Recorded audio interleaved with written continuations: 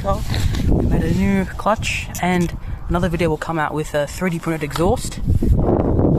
And we've beefed up the clutch, redone our gears, and everything's been the same since the last video, so now we're going to take it for a drive.